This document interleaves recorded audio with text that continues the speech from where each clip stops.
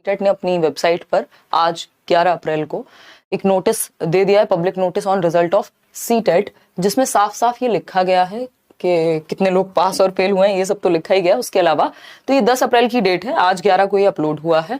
ठीक, तो हम ही कह सकते हैं एक तरह से इसको पॉजिटिव न्यूज ही कह सकते हैं, जो हम पहले भी कयास लगा रहे थे कि ऐसा हो सकता है कि ये लोग सीबीएसई रिजल्ट पे रोकना लगाए, क्योंकि रिजल्ट तो आ चुका है आपके सामने, रिजल्ट बेसिकली आ चुका है, मार्कशीट आपके सामने आ चुकी थी। बस रहता क्या था, रहता था आपका डिजी लॉकर में सर्टिफिकेट का आना। ठीक है ना बात? तो समझते हैं क्या कहानी है और देखते हैं, थोड़ी जरूरी है, छोटी छोटी बातें हैं।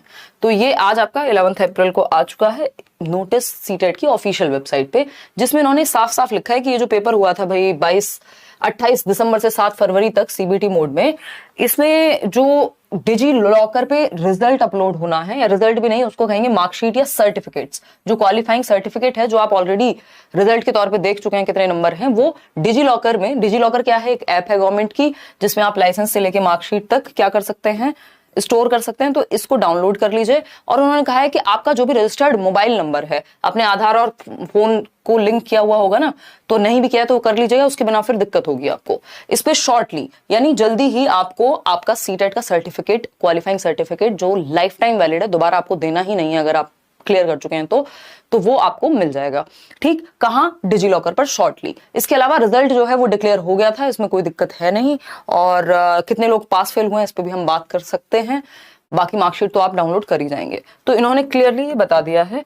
और अभी इसमें कोई ऐसी चर्चा नहीं है कि बीएड वालों का क्या है, कुछ भी। जिन्होंने भी पेपर दिया, मुझे लगता है सबका रिजल्ट आएगा, फिर वो बाद में सब्जेक्ट टू, जैसे ये लोग बोलते हैं ना एडवर्टीजमेंट में, मार्केट रिस्क वाली बात हो जाएगी। ये सब्जेक्ट टू जो भी सुप्रीम कोर्ट का फैसला आता है, या अलग अलग स्टेट में क्या चीजें रहती हैं, है ना, क्योंकि सीटेट ऐसे लिख के देता है कि भाई आप जहां भी इस सर्टिफिकेट को लगाएंगे वहां के हिसाब से देखा जाएगा वहां की नियमावली क्या है। अब नियमावली से याद आया, बिहार के बारे में करेंगे, उस पर भी चर्चा 9:30 बजे।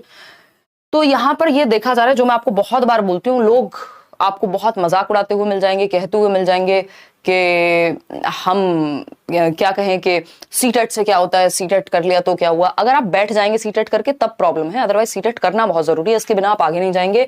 17 लाख लोगों ने पेपर 1 भरा था, 14,22,000 लोग गए पेपर देने, और 5,79,000 लोग ही सिर्फ क्वालिफाई कर पाए। एक ऐसा एग्जाम जिसमें नेगेटिव मार्किंग नहीं है, एक ऐसा एग्जाम जो 2.5 घंटा आपको देता है 150 क्वेश्चन के लिए, 40% लोग ही इसको क्वालिफाई कर पा रहे हैं। टॉप या मेरिट में आना तो छोड़ ही दीजिए, बेसिकली इसमें सभी तरह के लोग आ गए। मतलब जिस एग्जाम में मेरिट नहीं लानी, सिर्फ क्वालिफाइंग ही क्राइटेरिया है, उसमें भी सिर्फ 40% लोग क्वालिफाई कर पा रहे हैं, 60% लोग फेल हो गए हैं। तो आप अगर उन 40% में तो खुश हो जाइए। लेट्स लर्न से पढ़े थे, खुद से मेहनत की थी, व्हाटएवर। पेपर 2 की अगर हम बात करें तो पेपर 2 में भी 15,39,464 लोगों ने अप्लाई किया था, फॉर्म फिल किया था, और 12,76,071 लोगों ने पेपर में अपीयर हुए, गए देने। कुछ लोग होते हैं, देख रहे हैं आप, 3 लाख लोग यहाँ नहीं गए, 3 लाख लोग यहाँ नहीं गए पेपर देने, और 3,76,025 लोग ही जो है इसमें क्वालिफाई कर पाए। लगभग 24% होता है अगर हम इसको राउंड फिगर करें। तो आप देख रहे हैं पेपर 2 में तो स्थिति है ही क्या, क्योंकि कई लोग दोनों भर देते हैं, तैयारी पेपर 1 की ही करते हैं, तो उस चक्कर में भी पेपर 2 की क्वालिफाइंग परसेंटेज कम है। तो कांग्रेचुलेशंस, ध्यान रखिए अपना। कोई और आपका सवाल हो तो आप कमेंट्स में पूछ लीजिएगा। रिजल्ट आपका आ जाएगा, फिर बाद में जो भी फैसला रहेगा उस हिसाब से चलेंगी चीजें, क्योंकि इन्होंने कुछ भी मेंशन नहीं किया है। अगर ऐसा होता बीएड वालों के रिजल्ट पे कुछ कहना होता तो ये मेंशन करते नोटिस में। सीटेट की ऑफिशियल वेबसाइट पे नोटिस है। ये छोटी सी इन्फॉर्मेशन पसंद आई हो तो लाइक शेयर सब्सक्राइब आप कर दीजिएगा। ये दुखद बातें हैं कि इस तरह की चीजें, बताओ, गवर्नमेंट को भी क्लैरिटी नहीं है, जब जो संस्थाएं पेपर करा रही हैं उनको क्लैरिटी नहीं है, पहले बीएड ले लो, फिर हटा दो, फिर ये कर दो। आप खुद परेशान है इस चीज को लेकर, बट मुझे लगता है पॉजिटिव ही होंगी चीजें। थोड़ा सा वेट और करेंगे, शायद इस मंथ के एंड तक जो है फैसला या चीजें देखने को मिल जाए सुप्रीम कोर्ट से बीएड वालों के पक्ष में, या जैसे भी, लेट्स सी। ठीक, चलिए ध्यान रखते हैं, बाय बाय। 9:30 मिलेंगे अभी। ये शेयर कर दीजिएगा उन लोगों तक जो लोग परेशान हैं। Thank you.